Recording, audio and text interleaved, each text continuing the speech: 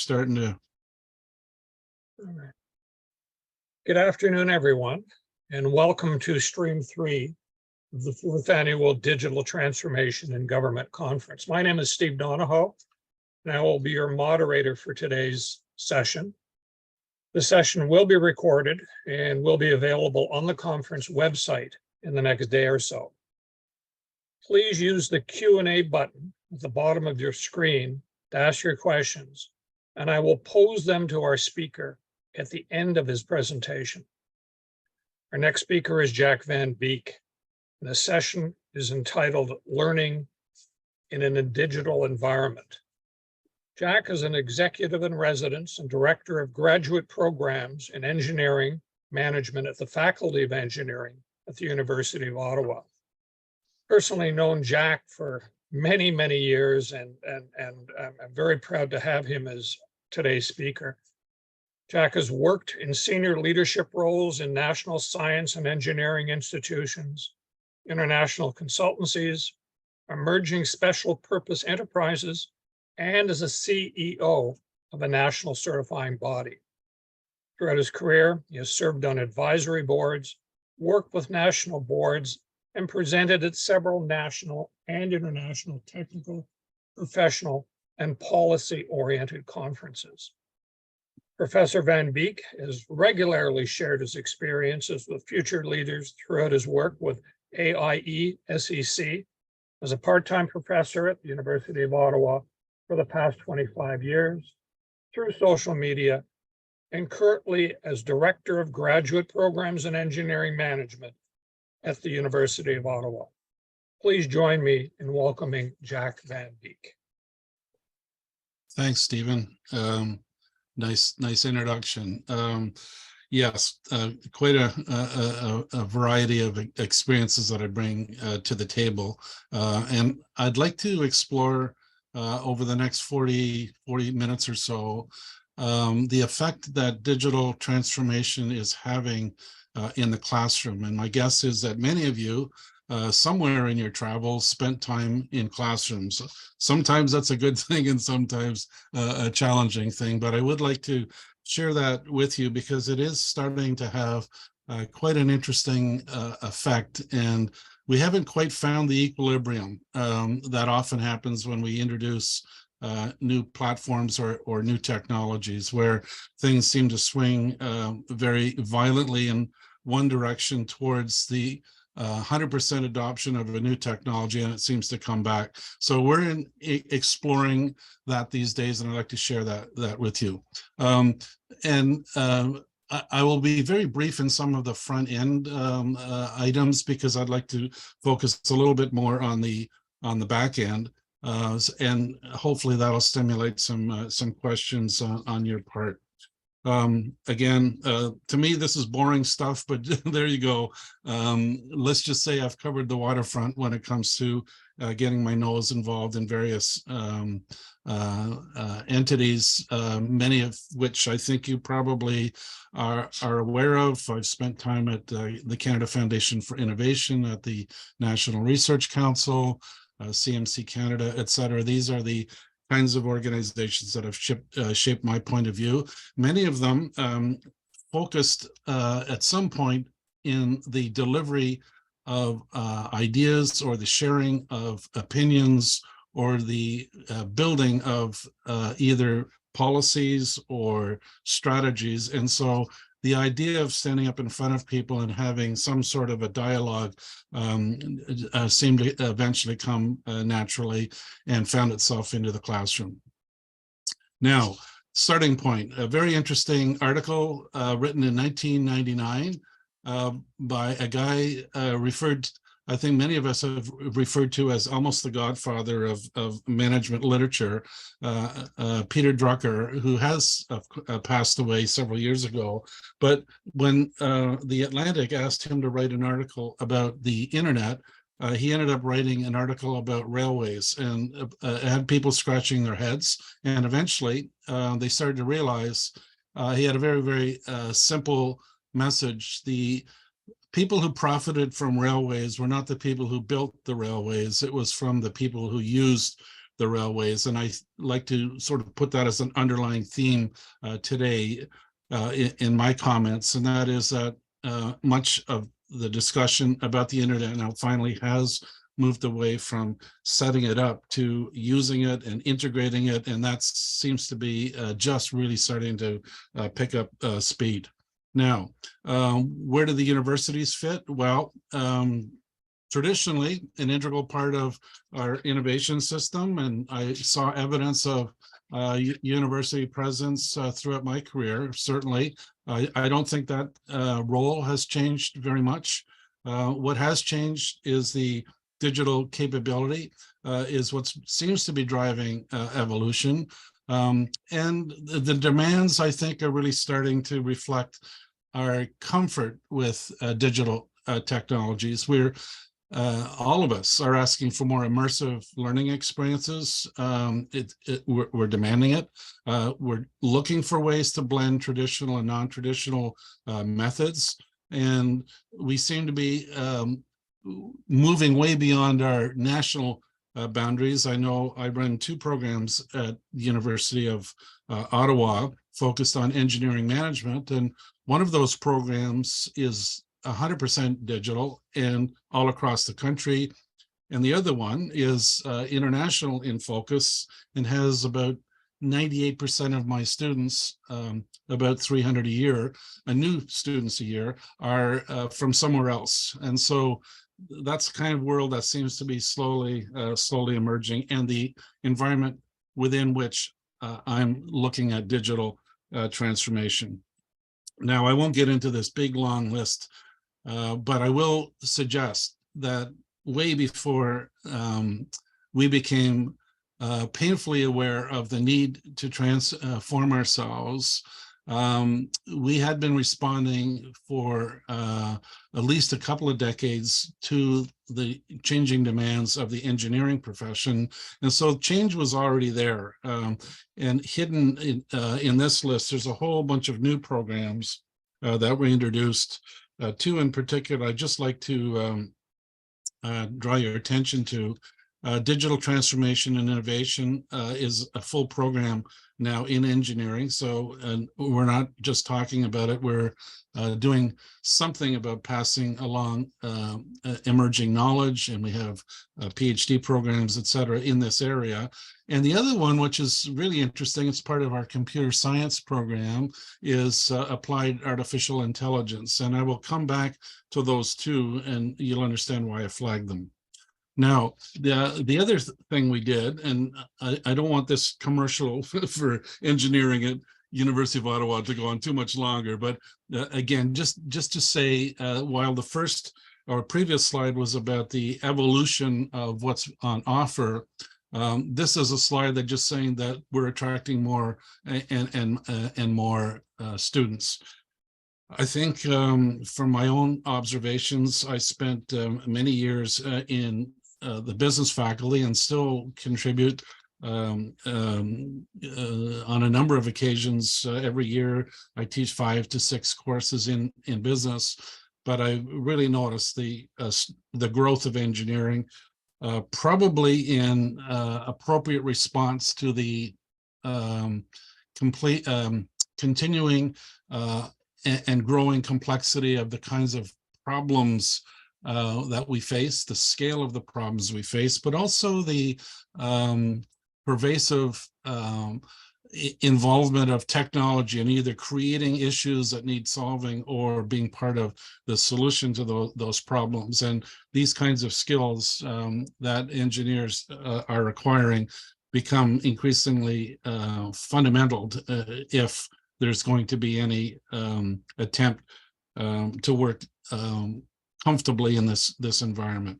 Now, there's programs, and we're also developing micro programs, enough to say there's lots of activity in the engineering faculty when it comes to trying to respond to the rapidly changing world that we live in.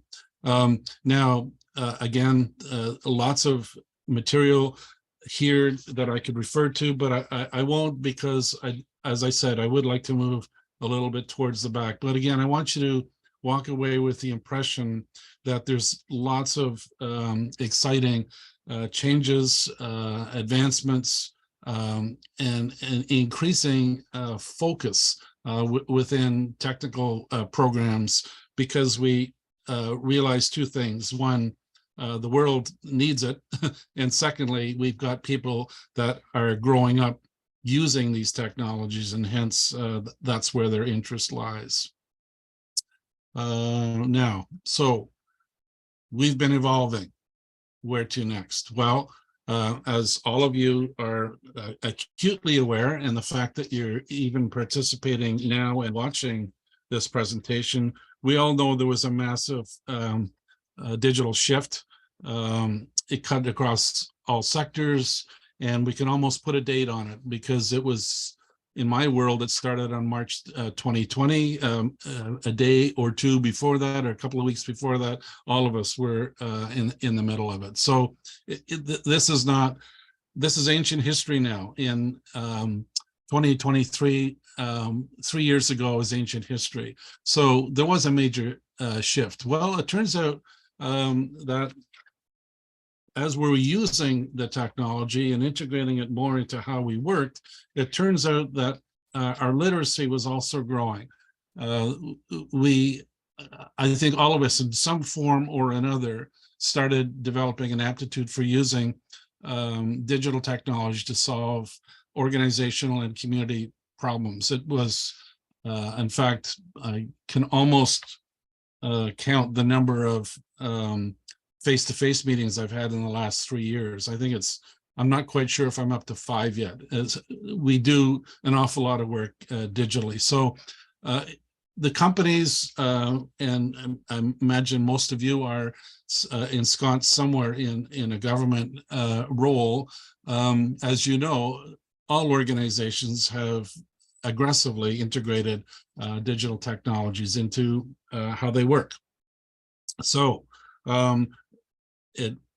I kind of move on from the shift that took place in the use of technology to the effect that it's having on people's aptitude. And then we find out that the shift ended up happening a lot faster than we thought, and it wasn't simply a one-time deal. I think many of us, probably in the early days of COVID, had expectations of maybe 2 or 3 months of this kind of condition. And so you do things on an emergency or crisis basis. And then, of course, what started to happen is that it became more and more evident that this was a much longer term situation that we were facing.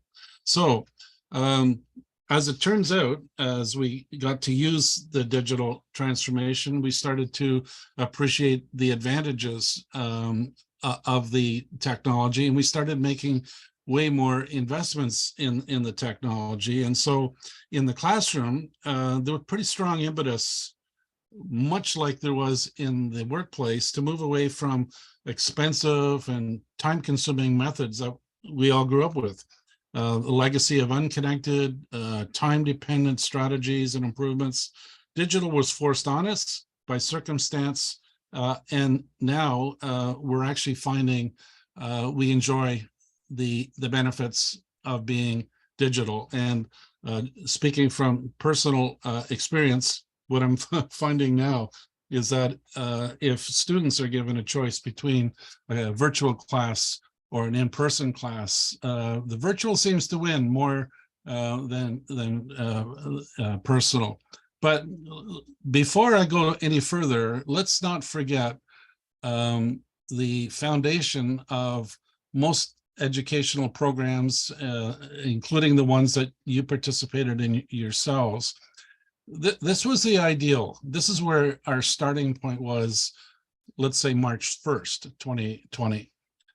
It was, the idea was a model that allowed students to live on college campuses, away from their families, maybe for the first time in their lives, engage in open-ended discussions, joint problem solving, experience-based learning, and conflict management in classrooms and maybe in their dorms. Interactions with other students generates confidence and loyalty and camaraderie and lifelong friendships and a unique feeling of community. So that's what we had to give up. And I think that's what we're trying to figure out now. How do we either replace that or augment that with digital technologies? And that I would say is kind of where we're going. There was another impetus, I think, in our experience that had a huge impact on that shift that took place.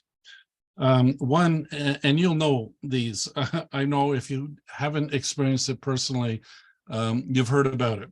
The cost of higher education has been going up and up and up.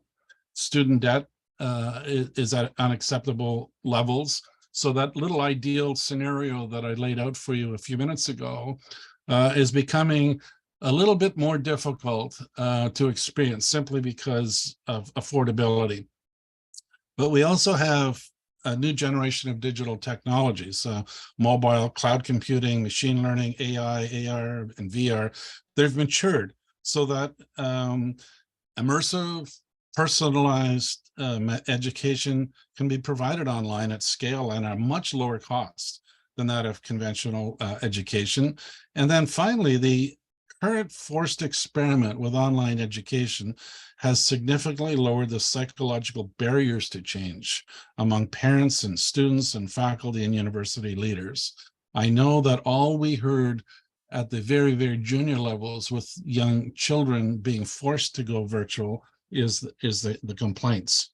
Not so loud in the university classrooms, and my guess is that high school students as well have become more and more accepting, realizing that it wasn't the end of the world and they were actually learning something, and there were some huge advantages built into being able to participate somewhere other than a classroom. And just to underline it, I have just this weekend participated in the convocation of my first graduate engineering class that has never set foot on the University of Ottawa campus. So folks were coming in from Toronto and Montreal and Vancouver, Halifax, and everything in between for the first time spending some time on campus. So there is this growing acceptance. Now, what about the technology itself? And just to highlight how it is being accepted and becoming a part of how we work. So again, some work by the World Economic Forum and their latest Future of Jobs survey. They're starting to show these are big numbers. These are various technologies that are easily being adopted now. There's no big mystery in the technologies. In fact, people are demanding the technologies. And so what effect has that made on the skills that people are looking for? Well, again, this has an effect on our programming, doesn't it, in universities and colleges? It turns out growth across a lot of occupations that perform in digital environments, and I think you'll probably back me up on that, but look what's declining: data entry clerks, administrative and executive secretaries, accounting, bookkeeping, payroll, cashiers, etc. Those are the occupations that are rapidly disappearing. So there is a shift, a major shift taking place in the environment. And then you take a look at where the growth is: technology engineers, sustainability specialists, AI and machine learning specialists, digital transformation specialists, and we get the idea. It's becoming quite technically focused. You need to have that kind of savvy to be successful in what's coming next. Now, it turns out there's the fastest growing and fastest declining jobs. If you take a look at that, what you've got are, on the left side, the fastest growing jobs. Take a look at the nature of these kinds of jobs.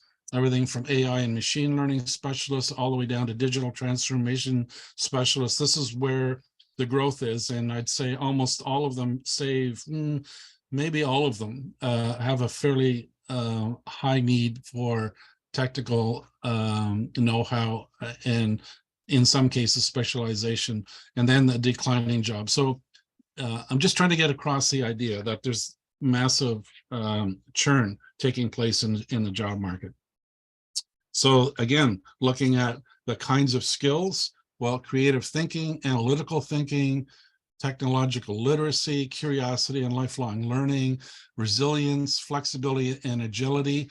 Just think about these. It's not just about the technology. It's also very much about the ability to use the technology, to use it to solve problems. And it turns out our problems are very, very complex. And anyone of you that plays any role at all in policy or in strategy or in the setting of direction of your organizations of any sort, of trying to understand how the different parts of the federal government work together, you have to know the technology, obviously, but you also have to come up with very creative, in some cases, new to the world solutions to problems that maybe, there is no track record of these kinds of problems historically. So you're forging new ground. To me, that's really exciting. But if you've made your mark in a more traditional field, it kind of means it's catch-up time. It's time to really start becoming aware that this is not just a passing fad. So knowing the technology is not enough. Again, it's a different way of thinking, and anyone who spends any time in a university environment these days will somewhere take courses or have experiences in design thinking, in creative approaches, in more interactive ways of presenting courses, of participating in courses. I know personally I use a lot of simulations and game and role playing in the classroom to try to get ideas across, simply because there's got to be room in there to teach students how to work creatively. And as it turns out, there's another part to this, which I'm sure some of you are more than aware of, and that is that it's not just about thinking creatively and analytically, it's also the capacity to work in teams. And so again, something else that is starting to show up increasingly in classrooms is, how do I work effectively in forming, building a team, and then operating at a high level of performance. Again, something that translates directly into the workplace. So there's skilling, and that's the younger students coming up. And then I think the world I'm probably more involved in these days is reskilling, which is strengthening the core skills as the world continues to change. How do you change? How do you pass on these new and emerging priority skills? So that becomes a very important consideration. And as you've probably heard many times before, it's much less costly to reskill good people than it is to go out and find good people and all the processes you have to go through, HR type processes you have to go through. Okay, same pattern as the skills, the reskilling focus, it's the same kinds of skills, so no big surprises there. So this is the world that I faced and our team looked at and said, okay, how do we build a program with this reality? This is not what was expected 10 years ago or 8 years ago. This is rapidly becoming the norm. And so jobs, big data analytics, artificial intelligence, again, are now starting to become important considerations and things that recruiters are looking for, et cetera. So what about the Faculty of Engineering? Well, it's not a policy anymore. It's an inevitability. Growing demand, increasing capacity, and then we hit an accelerant. We were sort of on the path, but we were doing it in university time, which was not as fast as some of us would have liked. That all changed. And as some of you may have heard, our transformation to digital basically took one weekend. We had no choice, but unfortunately, and this is another very simple message, the shift that took place would be, I would say, more like this. We went to a remote learning model. In other words, we took what we had and we put it online. We already had platforms that easily host materials. We know how to do all of that.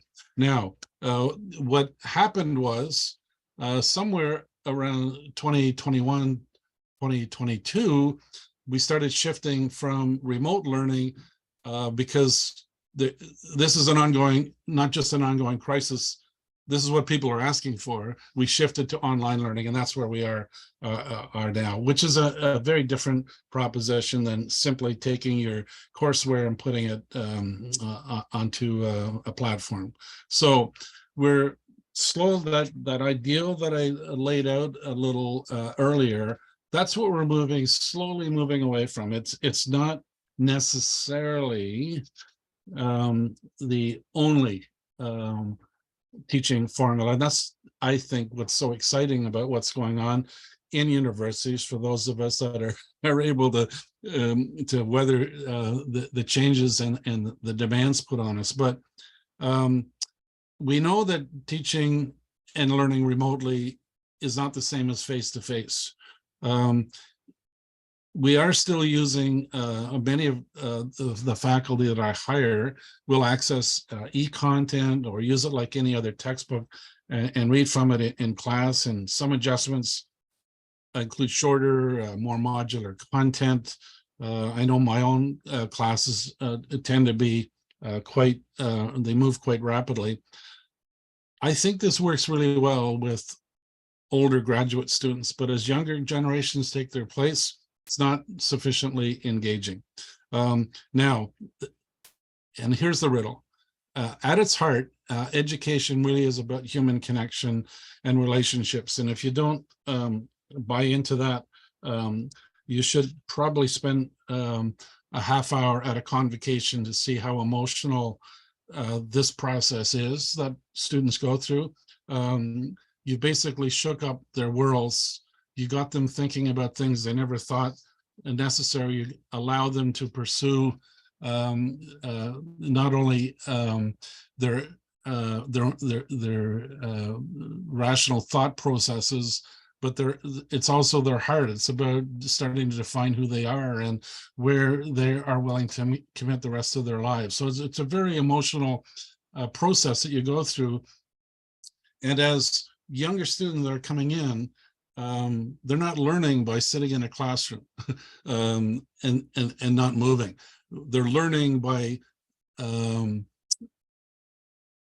playing, if you will, in this digital environment. And our challenge is to build an environment that's really stimulating. And so we started to look at all these different digital and related technologies, and there's all kinds of experimentation going on. For those of you who have spent any time looking at new business formation and how young companies come about, they spend this inordinate amount of time at the front end experimenting with different approaches and different models, et cetera, until something works. Well, I would say the same thing is happening now at universities. And what we're finding is in the classrooms themselves, there's all kinds of adaptive learning technology to personalized learning. That's becoming more and more possible. We are watching the rise of intelligent tutoring systems. We're able to measure engagement and interventions to keep students engaged. We have now the introduction of, not widespread yet, but social robots as instructors or tutors for individuals or small groups, and as peer learners, allowing students to teach them. Human in the loop technologies, allowing students with special needs to participate, speech to text, text to speech, auto captioning, et cetera, et cetera. AI allows blind, visually impaired, deaf, and hard of hearing to participate. That's where we're playing now. Now, it also extends to organizations and our ability, again, to manage educational organizations. They're big, complex organizations, but the technology exists now to enhance curriculum. It allows us to analyze student learning and study paths and build systems around it. We have the capacity now to create early warning systems that identify students who might be at risk of dropping out. We have game-based standardized assessments to expand assessments to skills like creativity, emotional, and behavioral. And we said how important those are becoming. Well, turns out the technology allows us the ability also to assess that in a non-traditional way. It's not about administering surveys with check boxes, et cetera. Now, the other thing, and just once you get in the mood, you really start to look down the, where are we going with all of this? And just an example of sort of where we can go if we continue to explore the human AI interaction frontier.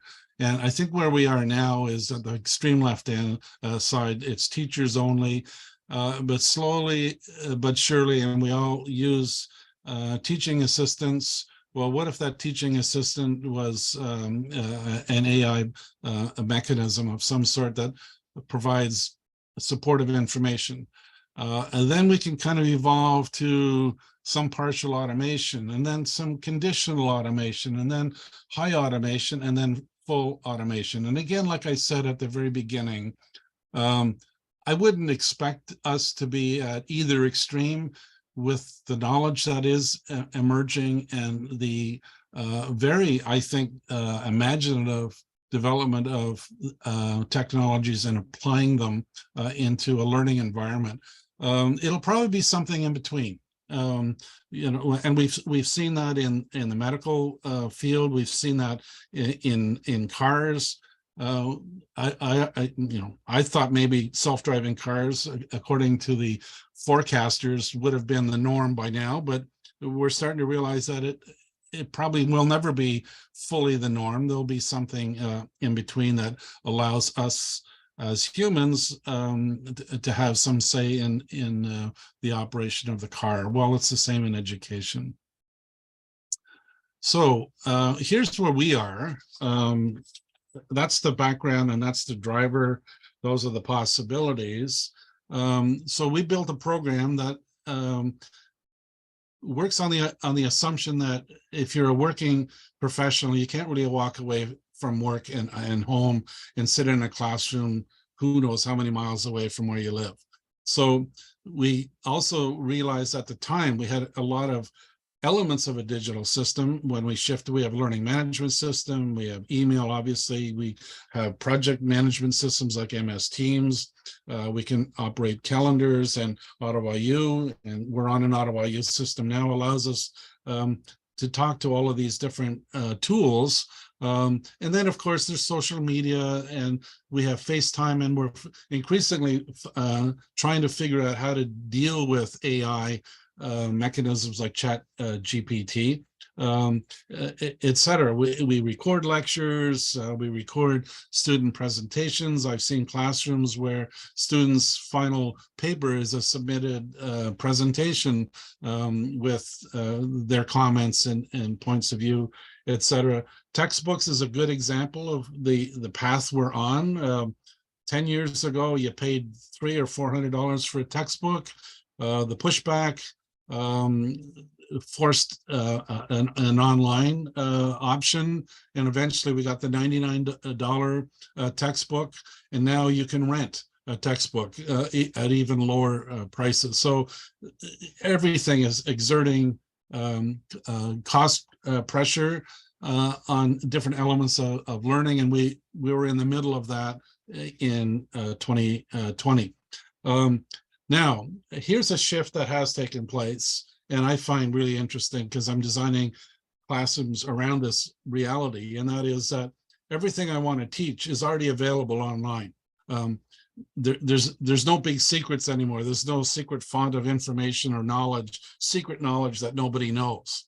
So how do you design a class around a bunch of models and methods and approaches that anybody could very, very quickly get access to? Well, that's something that's being worked on now, and I am now offering simulation-driven courses and let students do the Google searches, not me anymore. So, that's kind of how you evolve with this continuous shift of knowledge and access to it.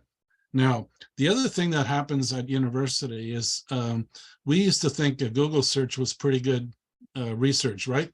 Well, there are so many phenomenal and very deep databases that universities allow students access to that, again, you can do everything from industry size ups to market research, technical studies, et cetera, et cetera.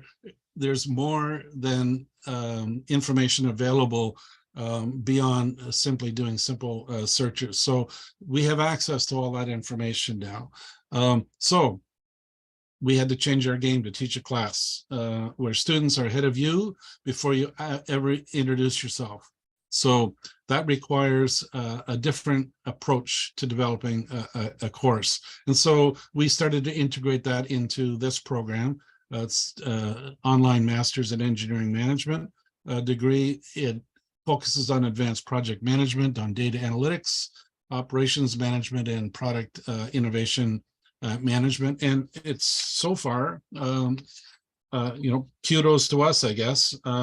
We're getting really, really positive feedback from students in the program. And as I mentioned, we graduated our first class last weekend. So for now, it seems to be a good formula. And what we're doing is adding a whole new program in design, and we're adding a whole new program in artificial intelligence. So we're borrowing from our computer science folks, and we're borrowing from our design folks and saying, let's expand the 100% online environment for our students to give them even more choice in what it is they're looking for. And again, in light of the earlier trends, I think this made a ton of sense. So I will just say, in driving through the last couple of slides, we have a system and a process in place. This is certainly not how we developed courses in the past. It's much more structured, much more objectives driven, all for the benefit of presenting in a clear, structured way online, and creating the opportunity for increasing participation and involvement by students. And so again, we're using all sorts of technologies to make that possible. And I will just say, these are some of the elements that you'll find in the modern classroom, and I'm hoping that this looks like a bit of a dinosaur presentation in 2 years from now, because it'll be another list. But the idea of immersive experience and gameplay is now a typical feature of many courses. Doing things outside of the classroom, the synchronous learning through reading or experimenting, etc., is becoming more and more possible. We include, say, the IBM platform Tableau in big data analytics, and again, forcing students into very practical applications of using and manipulating data. We use analogies, a lot of guest speakers from industry. And it's all possible now. I can bring in speakers from anywhere because it's digital. I don't have to get them on a plane and bring them to Ottawa, I can access them wherever. And if you've got really good faculty with strong connections throughout industry, again, it just gets easier and easier to just add a richness to the conversations, bringing real experiences into a classroom and engaging. I taught an international business course last January. I had a speaker from Singapore, a senior banking executive. I had another junior product manager from France as part of the class. I had a CBC reporter brought in as a speaker. You can do all of that now because the technology allows you to do it. Quite frankly, I'm very excited about what else I can get away with. So let me go to the bottom line. And again, I'm sure at some point you've run across this.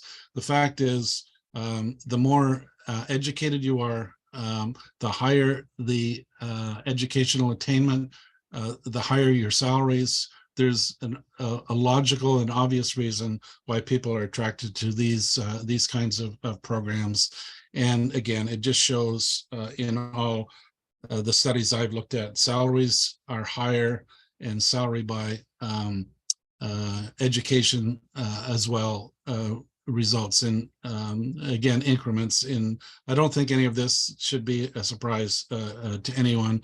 And I will leave you with this sort of idea that the new norm, the thing that is really pushing education, at least at this point in time, is the notion that experiential learning is critically important. Give me ways that I can actually put into practice the theories, the concepts, the approaches. And so there's a burgeoning interest in internships and co-op programs, in business case competitions, in simulations.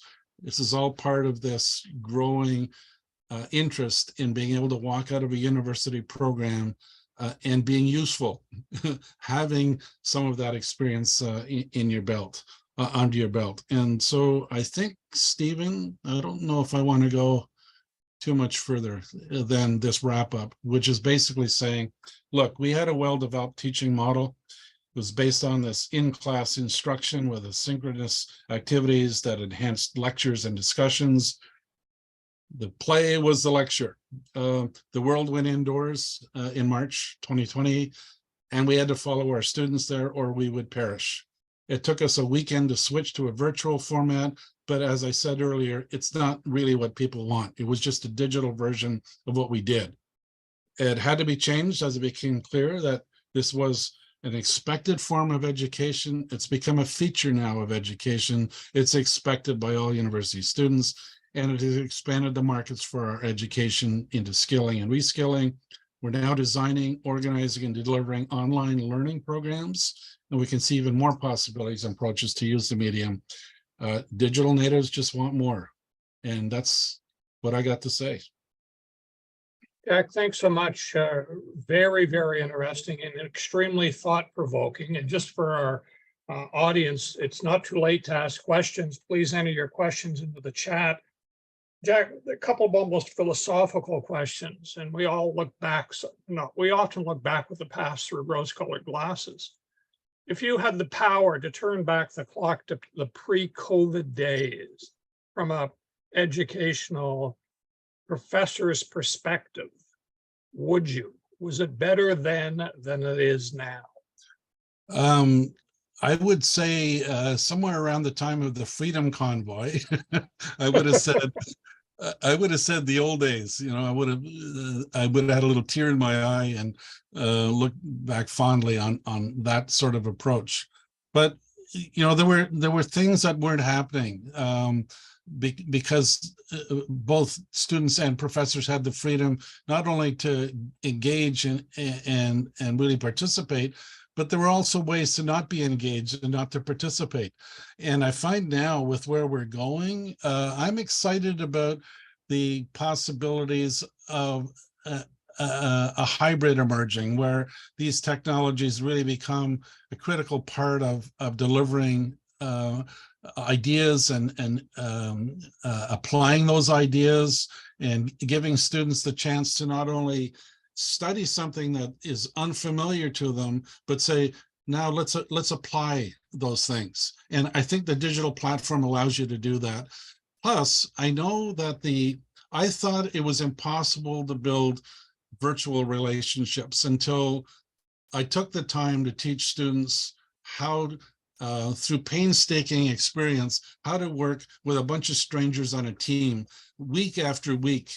And in this case, it was just studying cases, but they had to develop something every week. And around 7 weeks in, I'm getting testimonials now from these students, how much they love the guys they work with, and how much work they're getting, to how proud they are. It said they never thought it was possible to create a strong, bonded, high-performing team when your team members are from literally all over the country, and yet it's happening. So, that was a learning experience for me, to learn, wow, there is ways that we can do this. We can get that human connection, and we can make those. It just takes a lot of work, and I guess if I was lazy, I would look back fondly on the good old days where I could pull dust off my lecture notes from 10 years earlier and just grind through them. Now you got to work your tail off to put a really good course together, but I actually like it. It's invigorating. Students are way more participative. They're asking all kinds of wicked questions, and you can't answer everything. So, they become part of the process of being an educator. So I'm gonna stick with where we're going. Okay, thanks, Jack. And here's a good question for you. What are your thoughts on businesses and public service organizations citing collaboration as an argument for returning to the workplace? And you sort of talked about that in your previous response. Okay, well, I don't know if anyone from Treasury Board is listening. I'm not a fan of office work. I think you can get a lot more done if you can take the shackles off and really focus on the work rather than on process or protocol, et cetera. There is a place for collaborative work in an office, but not 100% of your time. And I know from my own experiences, many years working in offices, how much time is wasted not working. I think we have the technologies, we know how to squeeze the most out of people. I would say we're probably in many offices still falling short. I mean, the problem of being in a university is you got a whole bunch of really smart people, and they push your boundaries all the time. If your workforce is like that, then I say go virtual as much as you possibly can. But that isn't the case. I think there's probably a need to find a hybrid in the middle where you do have to do some things in an office, and you do have to make those connections with people in an office, but then allow the freedom to work on digital platforms as well. We're probably at one extreme where I am now. And I think there's probably places that might need a bit more face-to-face contact. So I know that's a real wishy-washy consultant type answer, but this is a moving target. This is an evolutionary path we're on.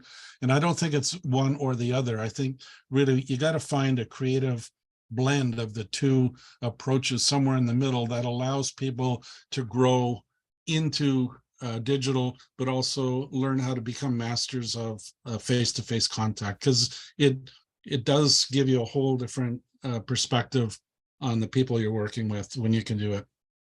Before we wrap up, Jack, I just want to end with one observation from one of our attendees, who says, as someone who has had to rescale after the downturn in the oil and gas industry, I recently completed a similar program through the University of Calgary.